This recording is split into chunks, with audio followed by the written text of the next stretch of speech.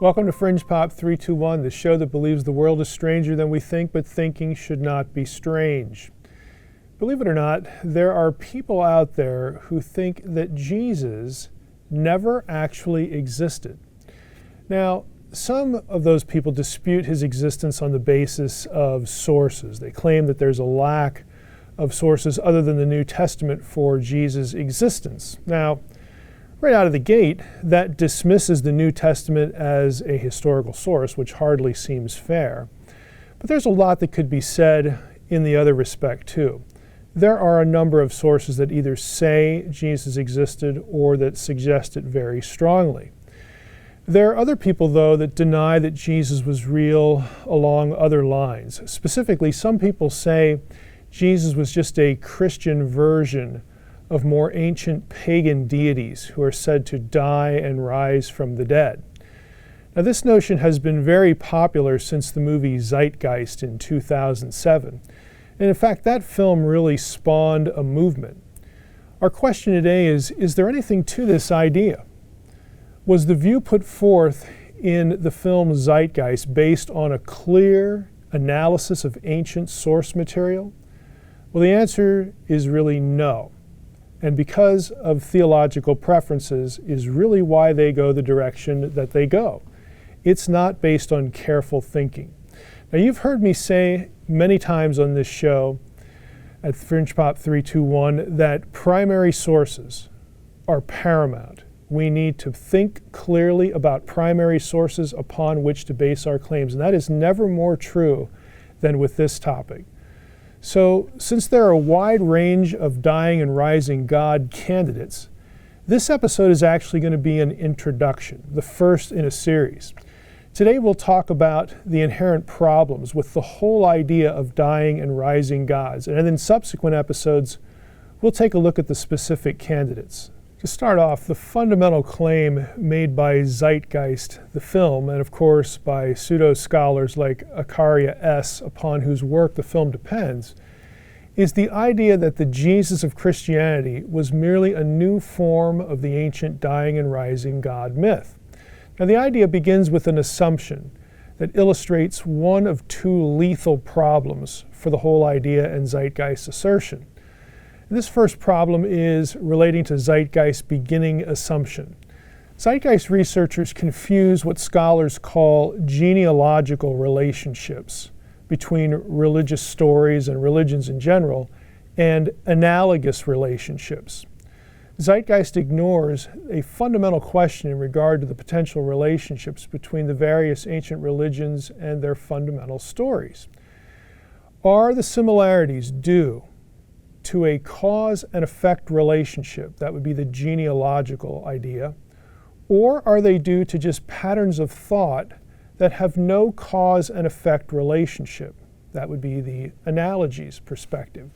Now, genealogical relationships mean that one religion's idea gave birth to the same or similar idea in some other religion. The primary sources that we have in this regard, specifically when it comes to dying and rising gods and Jesus, make this approach, the genealogical approach, impossible to validate. Now, we'll hit specifics as to why when we go through specific deities, but let me just note what I mean very briefly here in summary form.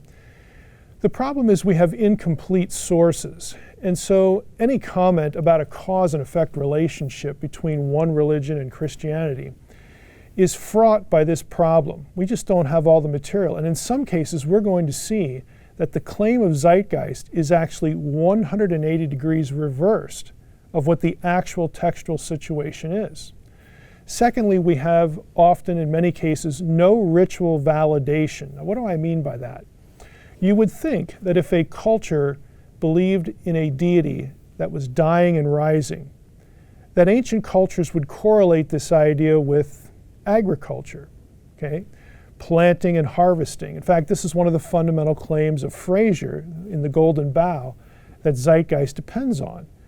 But guess what? As we go through the deities, we're going to see something.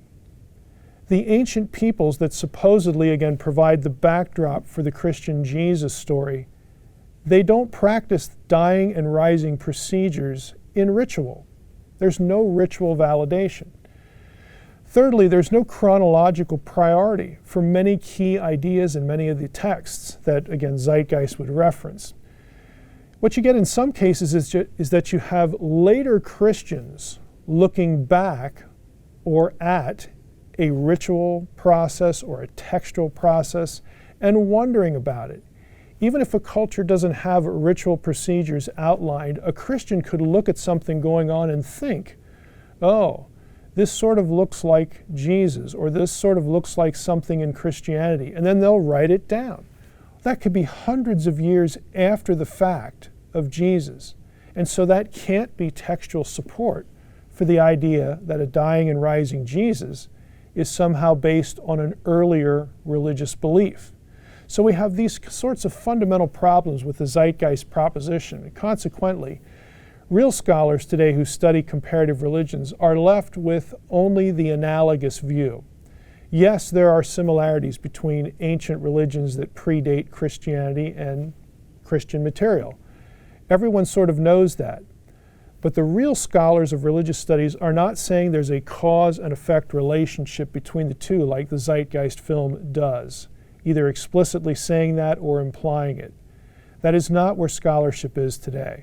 Now, we just talked about the first of what I said were two lethal problems to the Zeitgeist thesis, that the dying and rising Jesus is just a Christian version of some earlier dying and rising deity somewhere else in the ancient world. The dying and rising God myth has been propelled largely by James Frazer's famous work, The Golden Bough. Now, Frazer lived and wrote in the late 19th and early 20th centuries, and more recent scholarship into the sorts of things that he writes about has actually invalidated a lot of his conclusions, and that's our second lethal problem. So, again, the first one was just this: how do we parse the relationships? Are they genealogical, cause and effect, or just analogies? Secondly, what do we do with the fact that subsequent scholarship has just rendered Frazer's ideas invalid?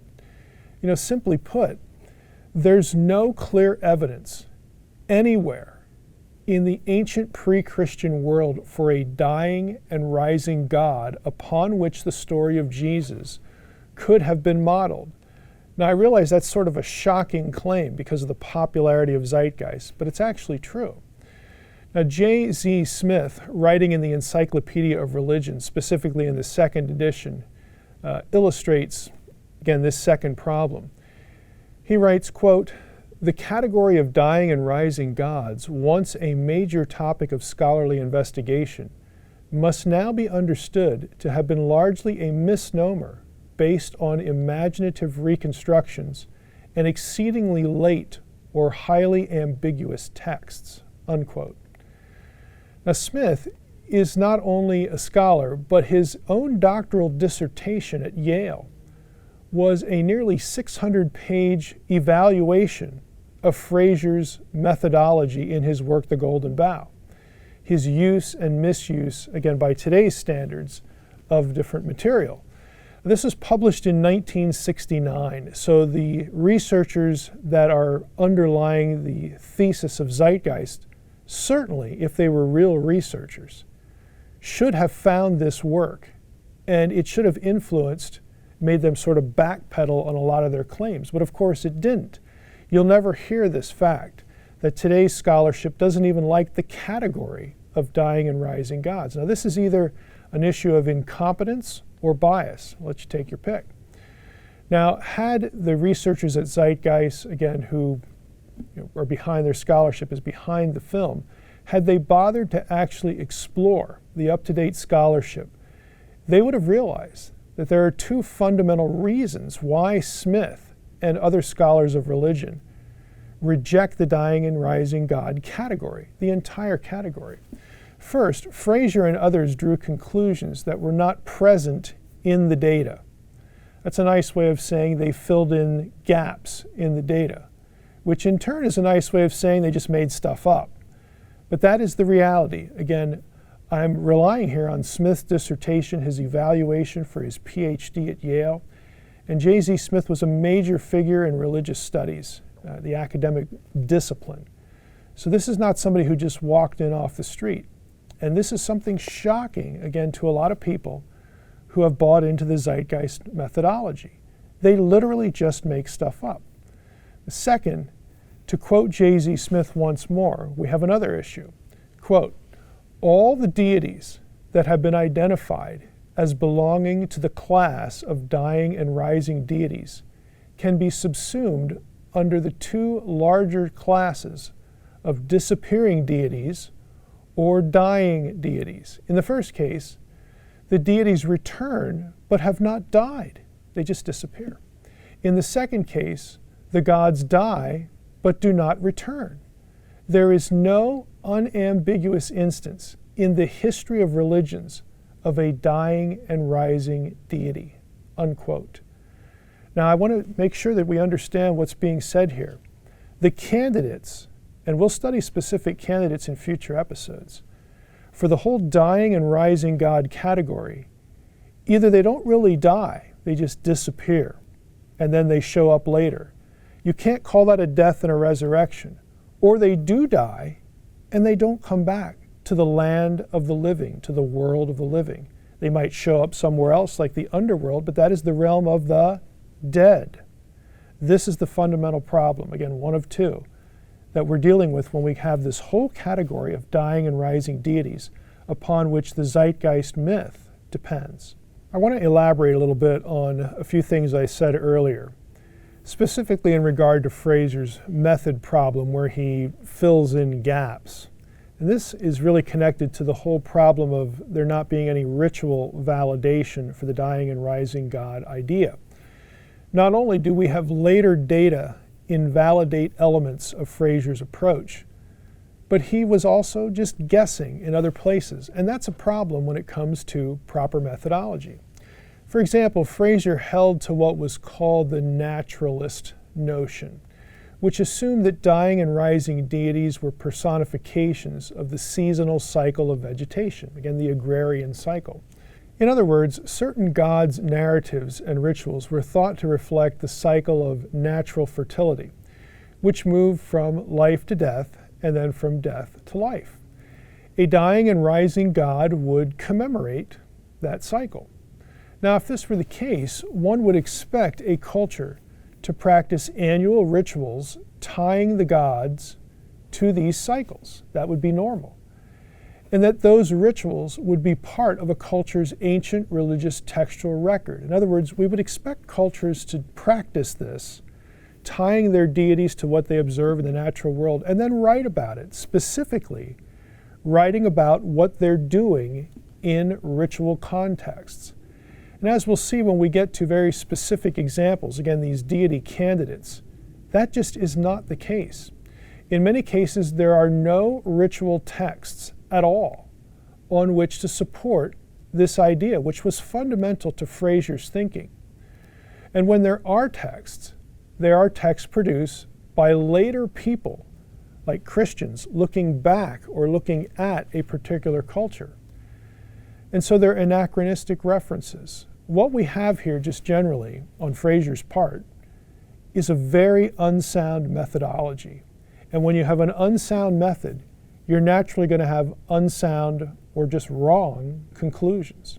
Now, I mentioned at the beginning of this episode that this episode is the first in a series. And that's necessary since there are a half dozen dying and rising deity candidates that really require our attention. In our remaining time here, let me just telegraph where we're going to be going in these other episodes.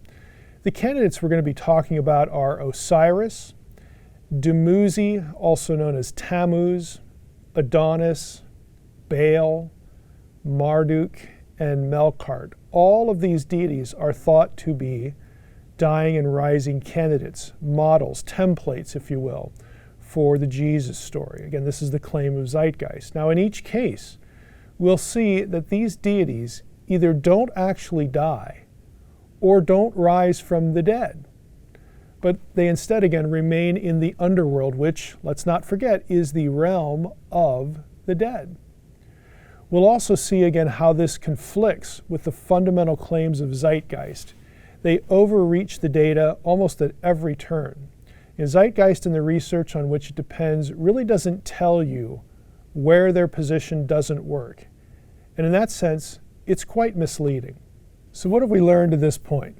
Basically that the zeitgeist approach to Jesus being a Christianized myth of old dying and rising gods means pretending that scholarship in ancient Near Eastern sources has not advanced at all since the late 19th century, and that we're free to fill in gaps in the data when we want to or when we need to. Our assessment to this point, therefore, is that the zeitgeist thesis is fundamentally flawed and self-serving approaches lead to bogus conclusions. Thanks for watching this episode of Fringe Pop 321. Please watch the rest of the episodes in this series and all of our videos. And please visit our website as well, fp321.com, because what you know may not be so.